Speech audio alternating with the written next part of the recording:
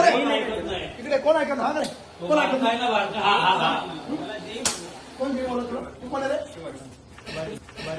तुम सुन रहे हो कि हमारे स्टूडेंट ने इथे दादागिरी नाही करत तुमच्या लोकांनी चाल त्या जेल येतो पाठव बंद कर रे घेऊन झालं का चल चाललो काय चाललोय चालू लोक तुम्हाला अरे त्यांना नाही सांगितलं तुम्ही तरी पण विचारा त्यांना विचारा चाल ए तू बाहेर निघा रे तू हे सामान चल इकडे तू सामान घे तुम्ही चल चला आमच्या लोकांना तू बळजबरी करायला लागायचं ठीक आहे ते ह्यांना पाटील सरांना फोन केला ज्याला लावायचे ते लावतात